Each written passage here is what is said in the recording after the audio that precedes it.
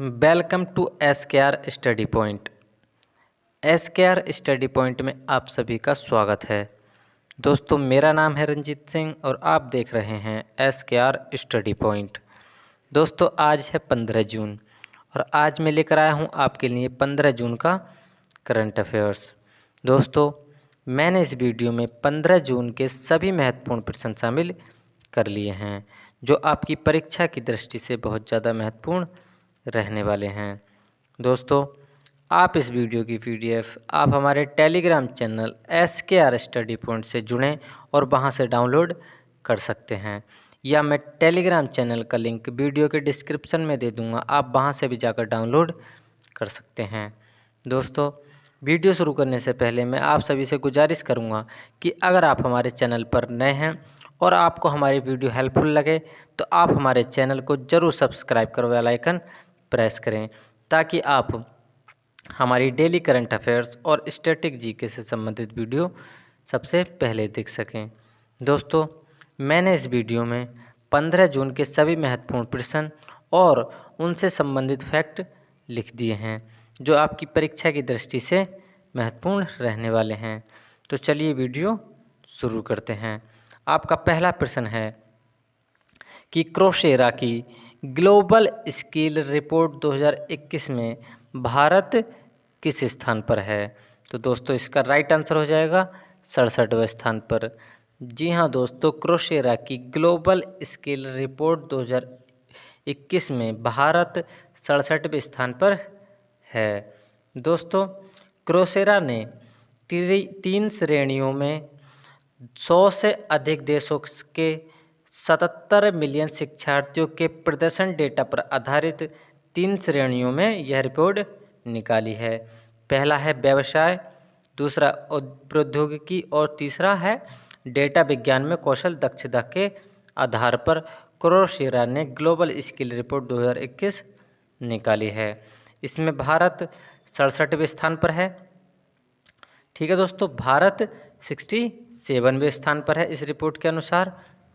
अब बढ़ते हैं, इसके कुछ फैक्ट जान लेते हैं आगे बढ़ के। तो इसके फैक्ट हैं कि भारत व्यापार के मामले में किस स्थान पर है? तो वो है आपका 55वें स्थान पर। किस स्थान पर है व्यापार में? भारत 55वें स्थान पर है। और भारत प्रौद्योगिकी और डेटा विज्ञान प्रदर्शन में 66वें स्थान पर है। क्रोशेरा की ग्लोबल स्किल रिपोर्ट के अनुसार भारत व्यापार में 55वें स्थान पर है। प्रौद्योगिकी और डेटा विज्ञान के प्रदर्शन में भारत 66वें स्थान पर है। क्रोशेरा ने यह रिपोर्ट दोस्तों, जैसा कि मैं आपको पहले ही बता चुका हूं कि 3 श्रेणियों पर निकाली थी। व्यवसाय, प्रौद्योगिकी और डेटा विज्ञान प्रदर्शन के आधार पर क्रोशेरा ने 100 से अधिक देशों के 77 मिलियन शिक्षार्थियों के प्रदर्शन डेटा पर आधारित यह रिपोर्ट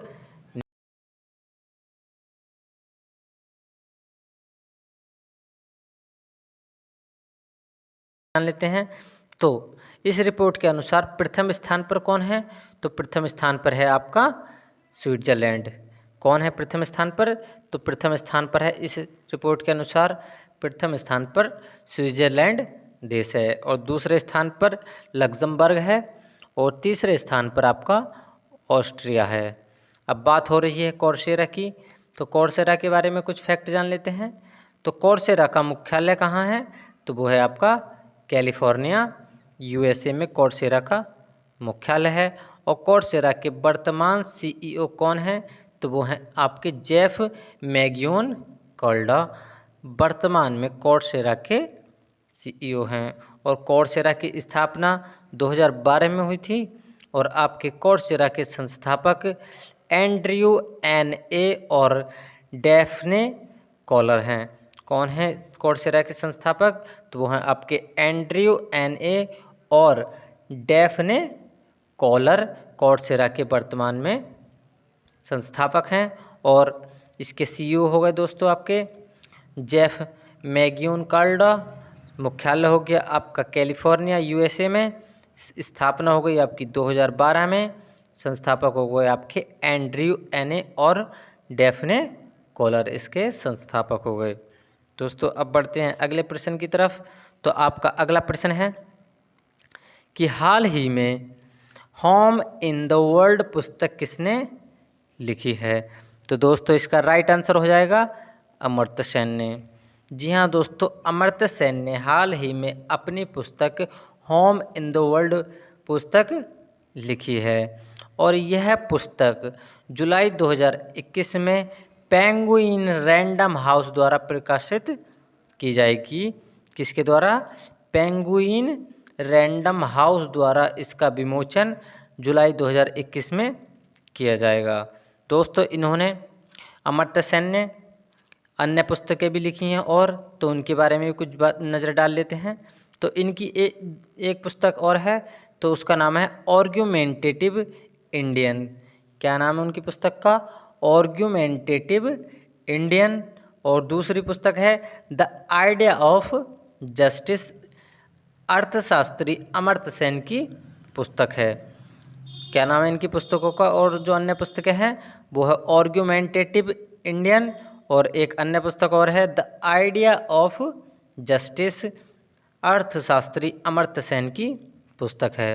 दोस्तों अमर्त्य सेन ने अर्थशास्त्र के क्षेत्र में एक पुरस्कार भी जीता हुआ है, उस पुरस्कार के बारे में नज़र डाल लेते हैं। तो अमर्त्य सेन ने अर्थशास्त्र के क्षेत्र में 1998 में नोबेल पुरस्कार भी जीता था। कब जीता था? 1998 में अमर्त्य सेन ने नोबेल पुरस्कार जीता था अर्थशास्त्र के क्षेत्र में। 1998 में अर्थशास्त्र के क्षेत्र में अमर्त्य सेन ने नोबेल पुरस्कार जीता था। दोस्तों अब बढ़ते हैं अगले प्रश्न की तरफ। तो आपका अगला प्रश्न है कि हाल ही में किस राज्य ने युवा शक्ति कोरोना मुक्ति अभियान शुरू किया है? तो दोस्तों इसका राइट आंसर हो जाएगा मध्य प्रदेश। दोस्तों मध्य प्रदेश सरकार ने हाल ही में युवा शक्ति कोरोना मुक्ति अभियान शुरू किया है। दोस्तों इस युवा शक्ति कोरोना मुक्ति अभियान को शुरू करने का उद्देश्य क्या है? तो इसका उद्देश्य है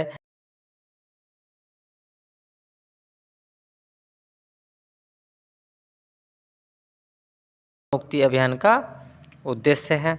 दोस्तों अब बात हो रही है मध्य प्रदेश की, तो मध्य प्रदेश के बारे में भी कुछ बातें जान लेते हैं। तो मध्य प्रदेश के वर्तमान मुख्यमंत्री कौन हैं? तो वो हैं आपके शिवराज सिंह चौहान। और मध्य प्रदेश की वर्तमान राज्यपाल कौन है? तो वो हैं आपकी आनंदीबेन पटेल। और राजधानी है आपकी भोपाल। और निर्माण या फिर गठन हुआ था मध्य प्रदेश का 1 नवंबर 1956 को मध्य प्रदेश का निर्माण या फिर गठन हुआ था। मुख्यमंत्री हो गए आपके शिवराज सिंह चौहान, राज्यपाल हो गए आपके आनंदीबेन पटेल, राजधानी हो गई आपकी भोपाल, निर्माण या फिर गठन हो गया 1 नवंबर 1956 को मध्य प्रदेश का निर्माण या फिर गठन हो गया। और इन्होंने कौन सा अभियान शुरू किया है? तो इन्होंने युवा शक्ति कोरोना मुक्ति अभियान शुरू किया है, जिसका उद्देश्य लोगों में कोरोना के प्रति जागरूकता फैलाना है। दोस्तों अगर आपको हमारी वीडियो थोड़ी सी भी हेल्पफुल लग रही हो तो आप हमारे चैनल को ज़रूर सब्सक्राइब करें, ताकि आप हमारी आने वाली वीडियो सबसे पहले देख सकें। दोस्तों अब बढ़ते हैं अगले प्रश्न की तरफ। तो आपका अगला प्रश्न है कि हाल ही में इजराइल के नए प्रधानमंत्री कौन बने हैं? तो दोस्तों इसका राइट आंसर हो जाएगा नफ्ताली बेनेट। जी हाँ दोस्तों, नफ्ताली बेनेट हाल ही में इजराइल के नए प्रधानमंत्री बने हैं। यह इजराइल के 13वें नंबर के प्रधानमंत्री हैं।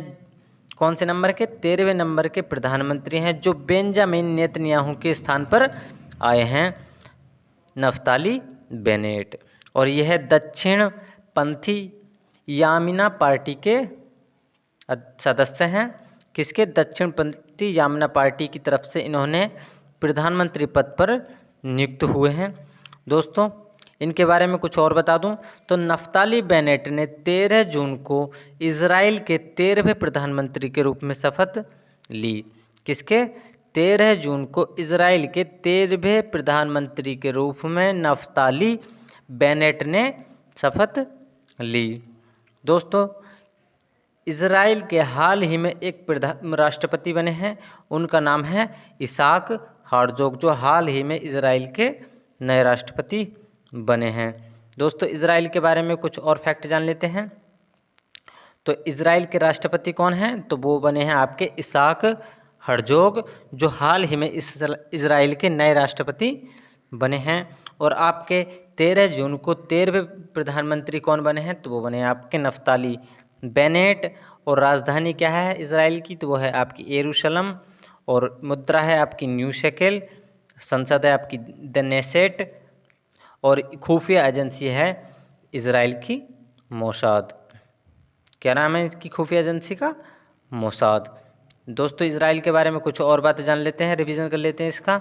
तो राष्ट्रपति हो गए आपके इसाक हर्जोग, प्रधानमंत्री हो गए आपके नफ्ताली बेनेट, राजधानी हो गई आपकी यरूशलेम, मुद्रा हो गई आपकी न्यू शेकेल, संसद का नाम हो गया नेसेट, और खुफिया एजेंसी हो गई आपकी मोसाद।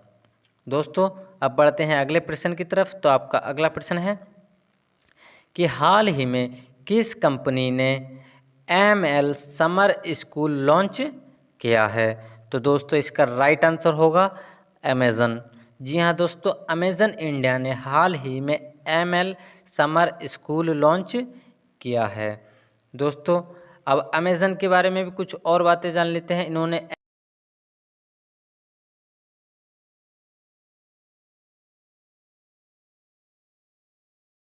वर्तमान में अमेज़न के संस्थापक हैं। और अमेज़न की स्थापना कब हुई थी? तो वो हुई थी आपकी 5 जुलाई 1994 को अमेज़न की स्थापना हुई थी। और अमेज़न का मुख्यालय सिएटल वॉशिंगटन में है। कहाँ है? Seattle Washington. वॉशिंगटन कहाँ है? अमेरिका में। और अमेरिका की राजधानी क्या है दोस्तों? तो वो भी आपकी वॉशिंगटन DC है। और अमेरिका के राष्ट्रपति कौन हैं? तो वो आपके जो बाइडन। और उपराष्ट्रपति हैं आपकी कमला हैरिस। ठीक है दोस्तों।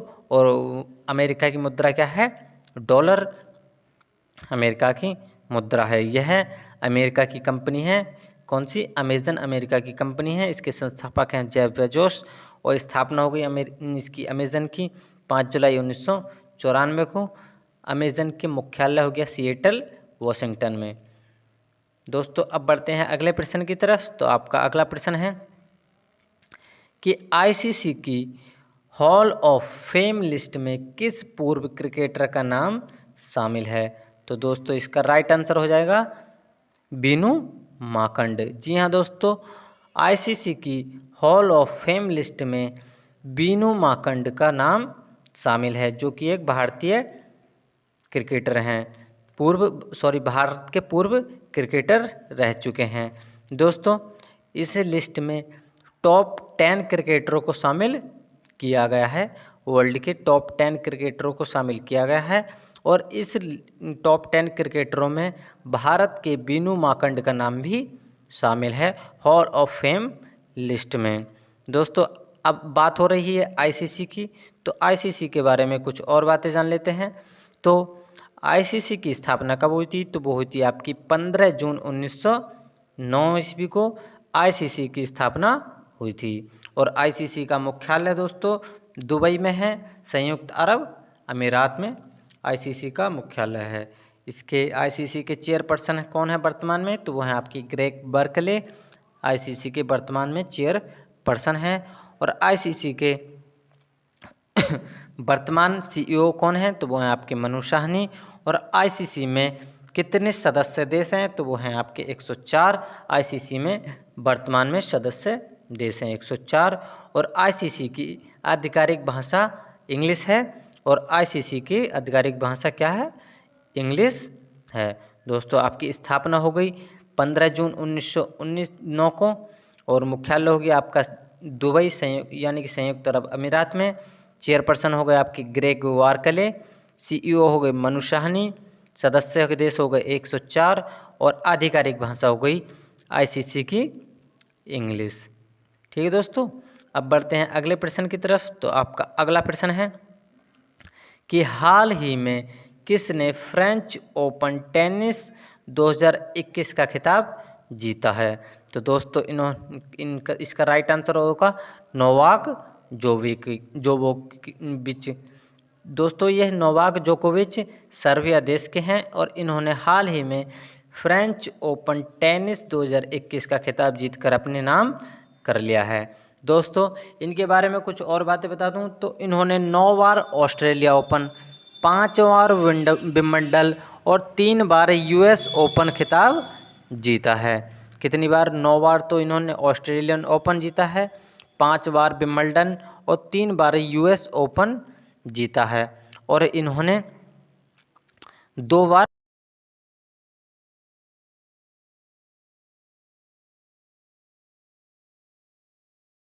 उन्होंने ही जीता है। दोस्तों फ्रेंच ओपन में 2 वर्ग में यह हुआ था, तो इसमें दोनों वर्ग में पहले में तो आपके हो गए Novak Djokovic French open tennis में, और दूसरे में कौन होगा महिला में? पुरुष में तो हो गए आपके नोवाक जोकोविक, और महिला में हो गए आपके जो मैंने आपको हाल ही में बता दिया था, तो वो हैं आपके बारबोरा क्रेजिकोवा जो कि चेक गणराज्य की हैं। इन्होंने भी हाल ही में फ्रेंच ओपन टेनिस 2021 का खिताब महिला एकल में जीता है, बारबोरा क्रेजिकोवा में, जो कि चेक गणराज्य की हैं। और फ्रेंच ओपन पुरुष एकल में किसने जीता है ये खिताब 2021 का? तो वो जीता है आपको नोवाक जोकोविच ने। दोस्तों अब बढ़ते हैं अगले प्रश्न की तरफ। तो आपका अगला प्रश्न है कि किस मंत्रालय ने हाल ही में नमस्ते योग ऐप लॉन्च किया है? तो दोस्तों इसका राइट आंसर हो जाएगा आयुष मंत्रालय। जी हाँ दोस्तों, आयुष मंत्रालय ने हाल ही में नमस्ते योग ऐप लॉन्च किया है। इसे भी आप जरूर याद कर लें। दोस्तों अब बढ़ते हैं अगले प्रश्न की तरफ। तो आपका अगला प्रश्न है कि यूरोपीय अंतरिक्ष एजेंसी 2030 में शुक्र के लिए किस मिशन को लॉन्च करेगी? तो दोस्तों इसका राइट आंसर हो जाएगा इन विजन। जी हाँ दोस्तों, यूरोपीय अंतरिक्ष एजेंसी 2030 में शुक्र के लिए इन विजन मिशन को लॉन्च करेगी। दोस्तों इस मिशन का उद्देश्य क्या होगा? तो इस मिशन का उद्देश्य शुक्र के वातावरण और उसके वायुमंडल में उपस्थित जानकारियों का अध्ययन करना होगा। और दोस्तों इसका एक उद्देश्य और भी होगा कि सूर्य के इतने पास रहने योग्य स्थान पर रहते हुए भी शुक्र और पृथ्वी दोनों ने अपने स्थिति को अलग अलग क्यों विकसित किया, इसका एक मेन उद्देश्य ये भी रहेगा। यूरोपीय अंतरिक्ष एजेंसी जो 2030 में शुक्र के लिए इन विजन मिशन लॉन्च करेगी, इसका एक उद्देश्य और भी है कि सूर्य के इतने पास रहने योग्य स्थान पर रहते हुए भी पृथ्वी और शुक्र दोनों ने अपने आकार को अलग अलग क्यों विकसित किया। तो दोस्तों इसका उद्देश्य मैंने आपको बता दिया है। दोस्तों अब बात हो रही है यूरोपीय अंतरिक्ष एजेंसी की, तो इसके बारे में भी कुछ फैक्ट जान लेते हैं। तो इसका मुख्यालय कहाँ है? तो वो है आपका पेरिस में। कहाँ है? पेरिस फ्रांस में। और पेरिस किस नदी के किनारे है? तो वो है आपका सीन नदी के किनारे पेरिस स्थित है। किस नदी के? सीन नदी के किनारे पेरिस स्थित है। और इसकी स्थापना हो गई 30 मई 1975 को। और वर्तमान सीईओ कौन है? तो वह आपके जोहान डिट्रिच वार्नर इसके वर्तमान में सीईओ हैं यूरोपीय अंतरिक्ष एजेंसी के। मुख्यालय हो गया दोस्तों आपका पेरिस में, स्थापना हो गई आपकी 30 मई 1975 को। और वर्तमान सीईओ हो गए आपके जोहान डिट्रिय वार्नर, वर्तमान में यूरोपीय अंतरिक्ष एजेंसी के सीईओ हैं। इसे भी आप जरूर याद कर लें। दोस्तों अब बढ़ते हैं अगले प्रश्न की तरफ। तो आपका अगला प्रश्न है कि हाल ही में किसे माई लैब डिस्कवरी सॉल्यूशन का ब्रांड एम्बेसडर नियुक्त किया गया है? तो दोस्तों इसका राइट आंसर हो जाएगा अक्षय कुमार। जी हाँ दोस्तों,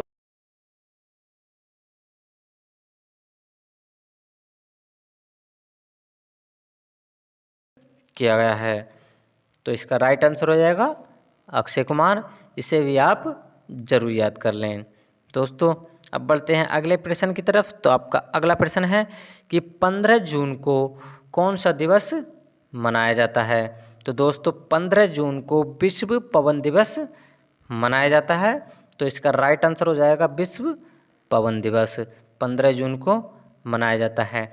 दोस्तों, आपको इससे संबंधित एक और बात बतानी है कि आपको 15 जून को विश्व पवन दिवस की थीम क्या है, इसका जवाब आपको कमेंट बॉक्स में देना है कि 15 जून को जो विश्व पवन दिवस मनाया जाता है, इसकी वर्ष 2021 में थीम क्या है, इसका जवाब आपको कमेंट बॉक्स में देना है।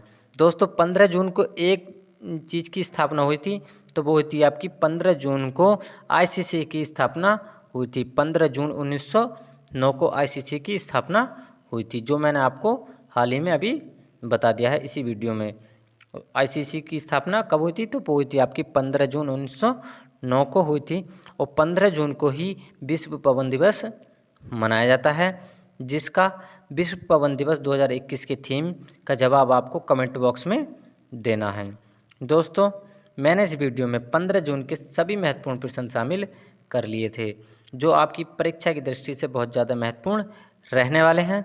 दोस्तों, अगर आपको वीडियो अच्छी लगी हो तो वीडियो को लाइक करें और अपने दोस्तों के साथ ज़रूर शेयर करें। और अगर आप हमारे चैनल पर नए हैं तो चैनल को ज़रूर सब्सक्राइब कर बेल आइकन प्रेस करें। और वीडियो से संबंधित भी कोई भी सजेशन या कोई शिकायत हो तो आप कमेंट करना ना भूलें। अब मिलते हैं नेक्स्ट वीडियो में, तब तक के लिए take care and bye bye.